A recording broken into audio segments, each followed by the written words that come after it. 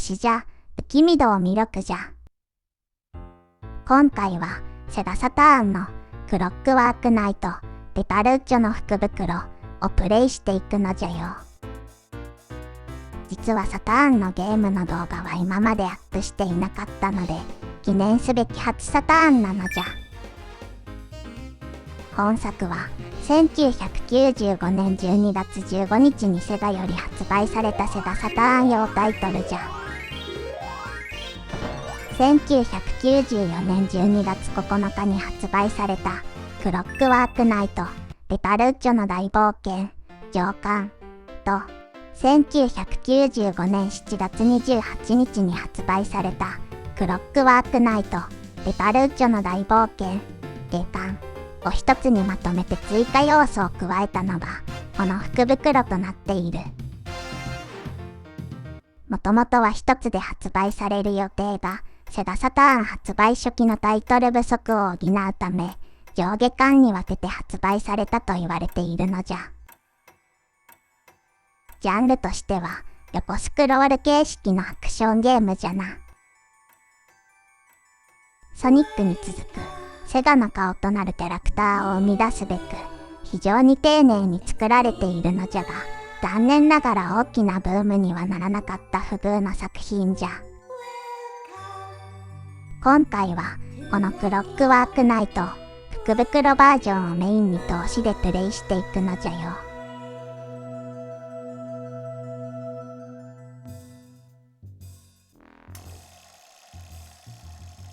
例によってスーパープレイでも攻略プレイでもないので、まあゆるりとお付き合いいただければ重々じゃ。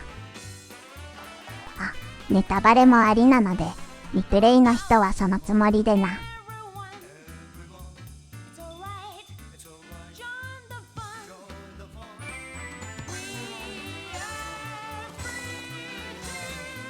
操作方法は攻撃ボタンとジャンプボタン、そして十字キーというシンプルさじゃ。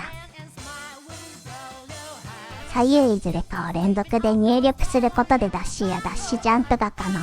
また攻撃ボタンを連打するとねじ巻きのような連続攻撃となる。攻撃ボタンを押しっぱなしで近づくことで物を掴んで撫でたり、また動かしたりすることもできる。ライフプラス残機制となっており、割と残機が増えやすいこともあり、初心者にも優しい難易度になっているのじゃ。ステージ構成としては、一つのステージにつき、二つのエリアとボス戦じゃ。上巻は4ステージプラスラスボスなので、まあ、短いと言われてしまいえんじゃな。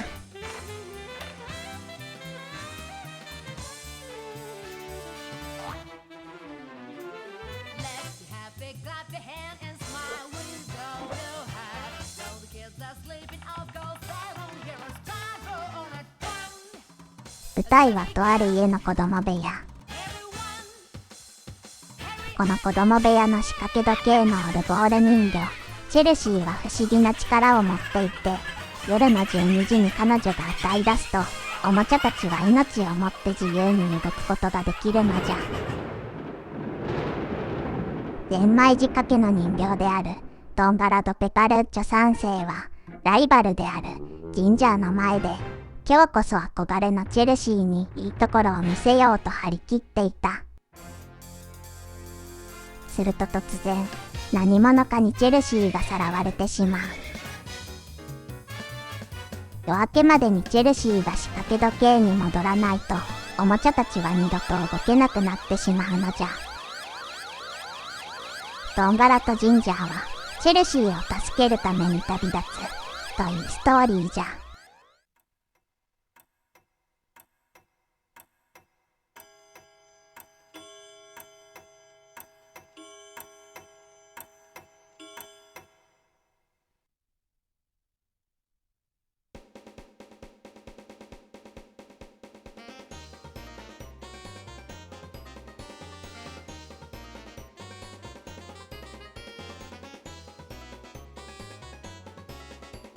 このプルンチョはペパルッチョ家に代々仕える従者であるコマじゃ。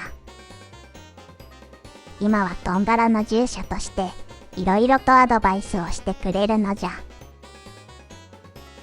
ちなみに敵をぶつけて一気にまとめて倒すこの攻撃で倒した敵の数が一定の数を超えるとワンアップになる。スーパーマリオのワンアップと同じような感じじゃな。ちょっとわかりにくいが、左下の歯車が残りライフを示している。これは残り3つじゃな。ご覧の通り、これは一定時間無敵じゃ。時計を取ると残り時間が増える。背景などは 3D ポリゴンを使っているが、基本的にはスーパーマリオ的な文法に沿った横スクロールアクションゲームなのじゃ。これはいわゆるワンアップじゃ。残機が1つ増える。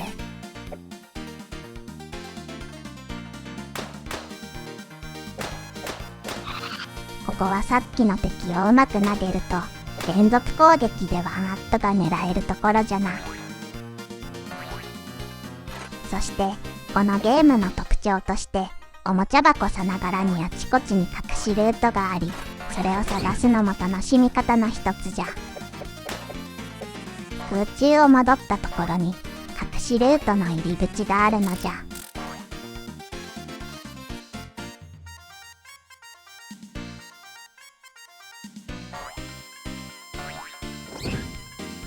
この白いクラウンを集めるとゲームオーバー時のコンティニューに使えるほか、ステージクリア時のルーレットでも使うことができるので、できるだけ集めるようにした方が良いな。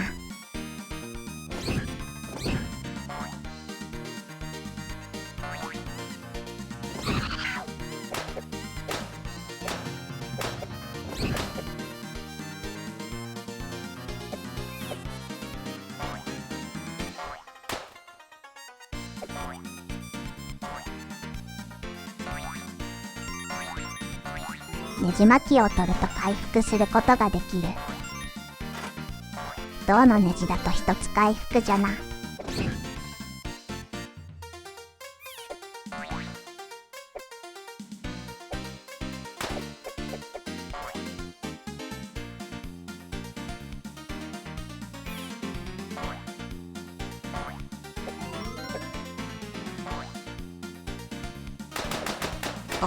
これはうまくワンアップできた時の音なんじゃよ。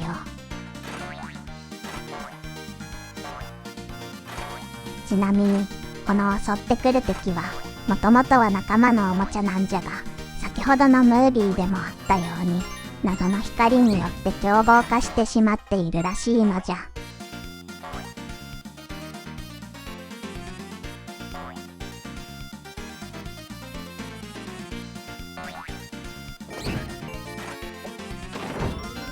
この奥の本棚が手前に倒れて足場になるというのは疑似 3D っぽい表現で面白いな。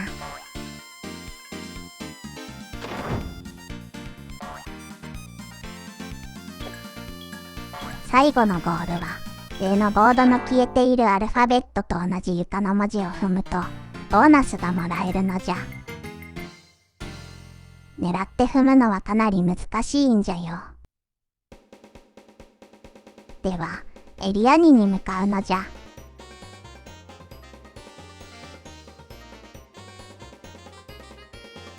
この関西弁のゴムボールはルポンといってドンガラのライバルであるジンジャーの従者らしい。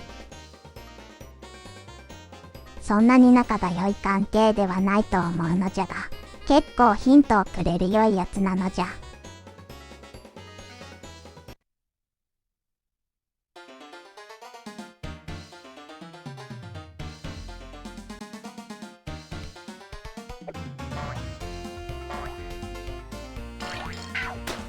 ここは上にスイッチがあり、気絶した敵をぶつけることで起動できる。箱が倒れてくるので素早く下のルートに行けるとワンアップが取れるのじゃ。銀のネジは2つライフが回復する。見ての通りスーパーマリオをかなりベンチマークにした作りになっている。とはいえ、おもちゃたちの世界というコンセプトをすごく真面目に表現しようというのが伝わってくるのじゃ。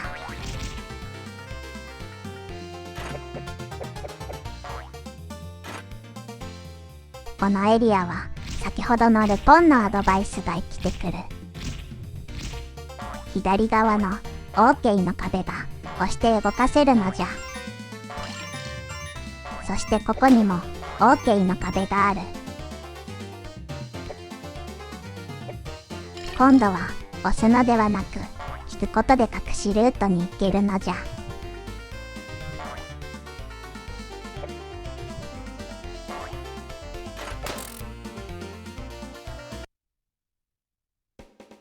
ジンジャーはトンガラと同じねじ巻き人形で何でもそつなくこなすクールなしっかり者。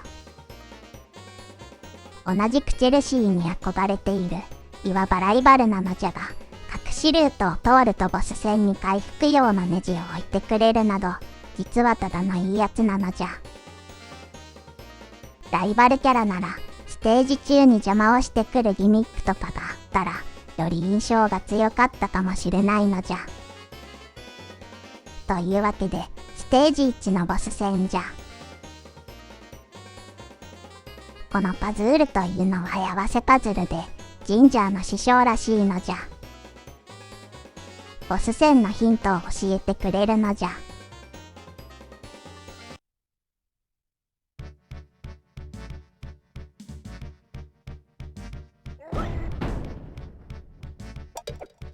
帽子がない時がチャンスなので連打で攻撃しまくるのじゃ。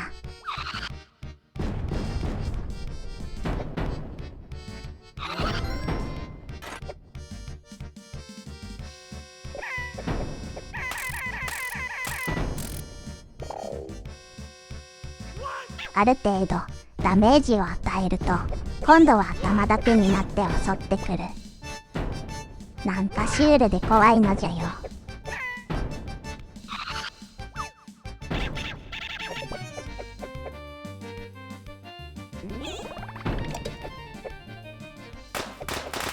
無事に倒せたのじゃ。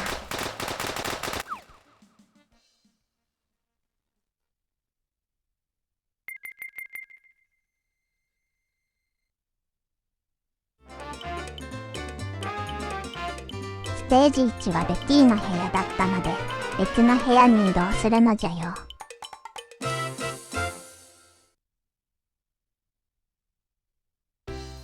そういえばボスを倒して次のステージに行く前にはルーレットコーナーがあるのじゃ。取得したクラウンをかけることでクラウンや暖気を増やすことができる。かける枚数を決めたらあとはアイテムが入ったボックスがシャッフルされるので、これぞと思うボックスを選んで当てるだけじゃ。そういえばこういう表現もポリゴンを使えるサターンならではじゃな。当たった場合はダブルアップを選ぶこともできるのじゃ。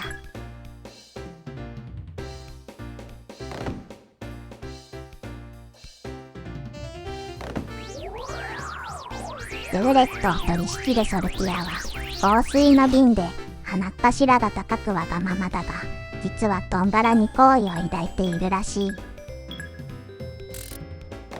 そういえばオープニングのムービーでもチェルシーに気を取られるトンバラにイラついているようなシーンがあったのじゃ。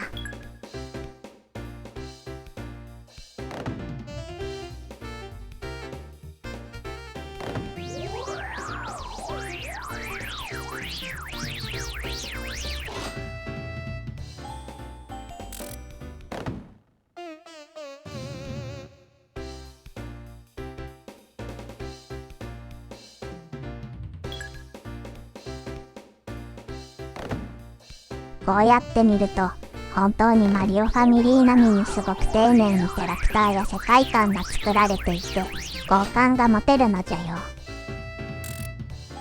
いい意味でセガらしくない、本気でマリオと真っ向勝負をしようという本気を感じるのじゃ。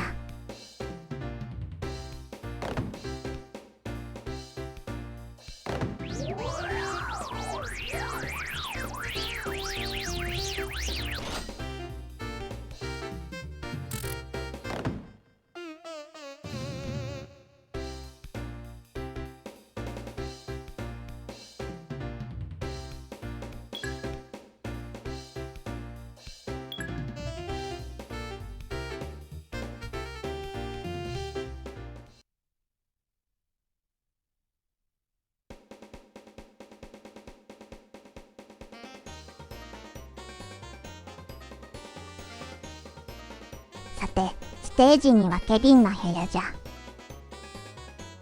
ケビンがどこの誰だかはわからんのじゃが。ただ、さっきの部屋と比べると、こっちは男の子の部屋っぽいな。ここは電池で動くギミックが多いのじゃ。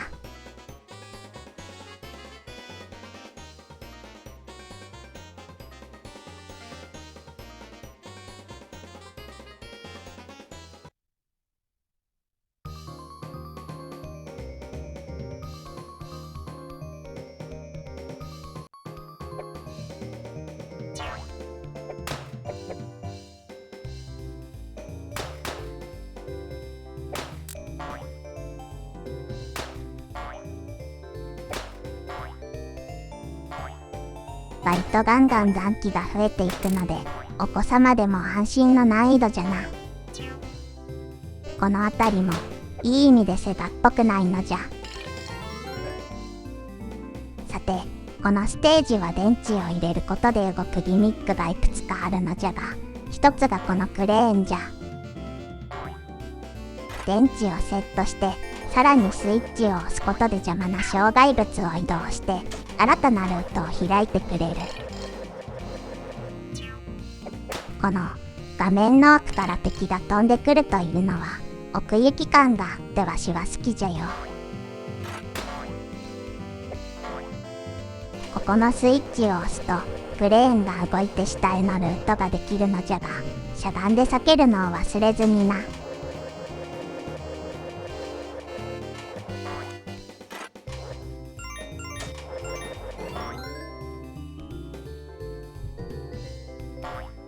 この電池をクレーンを利用して運んでいくというのが隠しルートへのポイントなのじゃ。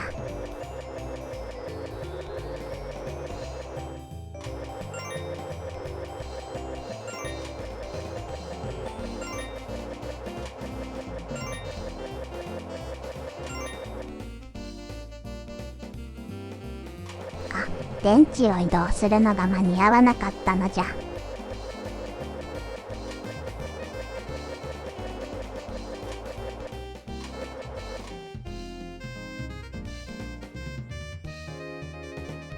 一応ここにも電池とスイッチがあるのじゃが、こっちだと先ほどの上側のルートには行けないのじゃよ。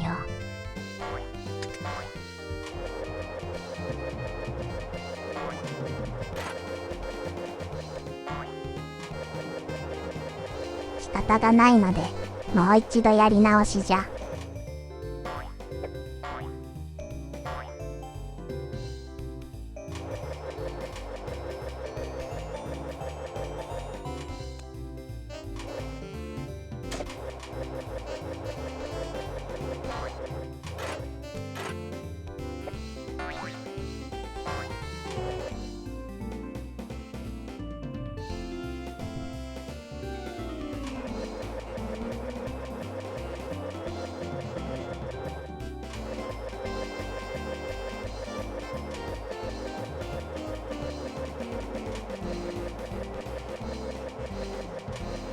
よし、今度は行けたのじゃ。慌てて電池をセットする前に、ここの上にダッシュジャンプで行ってアイテムを取るのを忘れずに。残機が5つくらい増えるのじゃよ。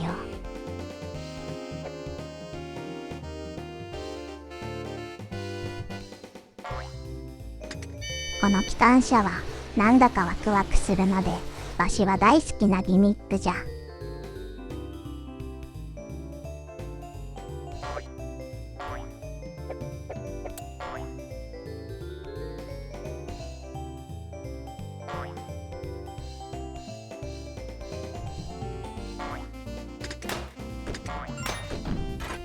この謎のウォーカーマシンも好きじゃが、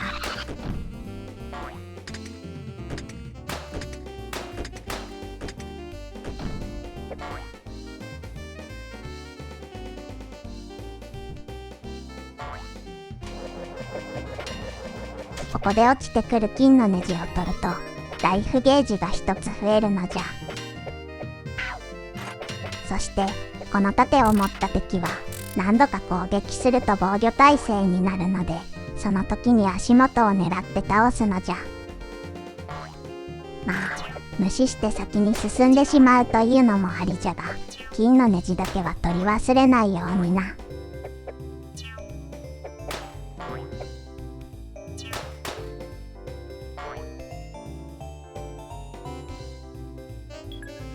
ありゃ、また失敗したのじゃ。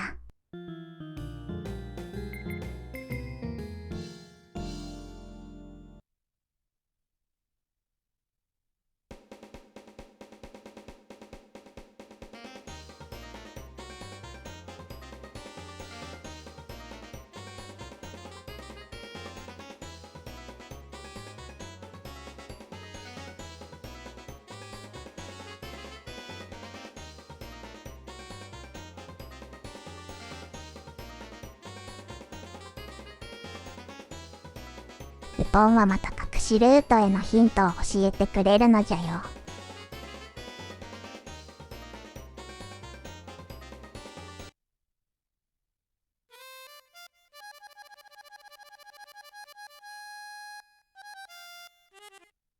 このステージは、わしの大好きな機関車が大活躍する強制スクロールステージじゃ。お約束なギミックなんじゃが、アクションゲームといい感じで楽しいのじゃ。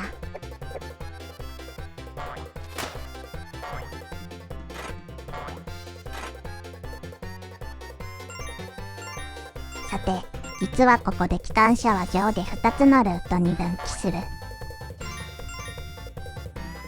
機関車がぐるっと画面の奥の方を回ってくるのに注目じゃ。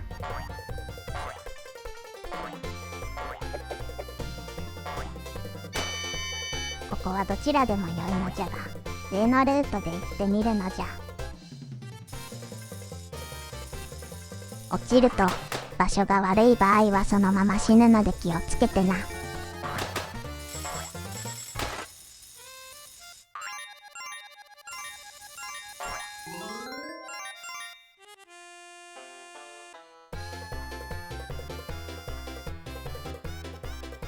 ここでも上下の乗り換えがあるが、今回は隠しルート狙いなので下のルートで行くのじゃ。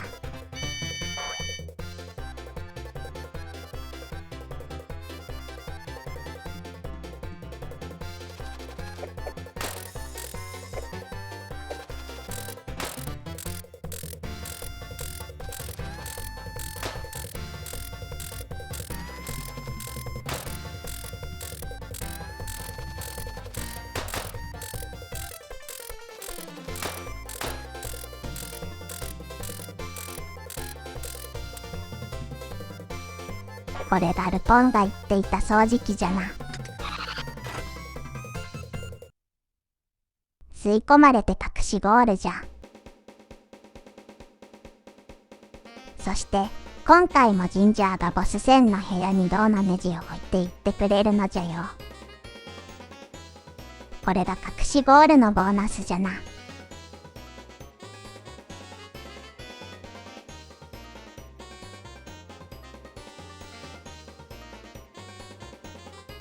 いよいよステージ2のボス戦じゃ。ドンガラの父であるオネオン・ド・ペタルッチョ2世じゃ。オネオンだからおねえ言葉なんじゃろうか。ちなみにドンガラの祖父であるバールック・ド・ペタルッチョ1世はドンガラも憧れる冒険家で、今は行方不明らしいのじゃよ。ステージ2のボスであるダブルジェッターは超かっこいいのじゃ。戦い方としては直接ボディを攻撃するだけでなく、気絶した敵をぶつけることでもダメージを与えることができる。ちなみに足元には触れてもダメージはないので、パンチ攻撃には注意じゃ。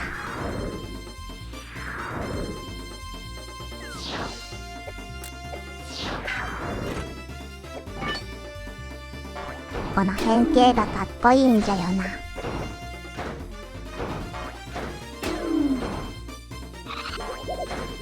このブーメランにも気をつけるのじゃ。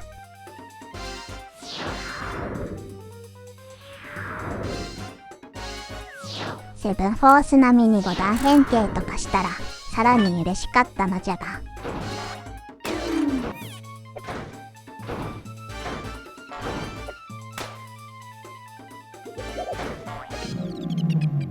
見事に撃破じゃ。本体発売とほぼ同時にこれだけ本体の機能を使いこなしつつ世界観も作り込んで万人が遊べる難易度のゲームを出せたことはすごいことだと思うんじゃよ。ちょうど切りも良いので今回はここまでじゃな。では次回もよろしくな。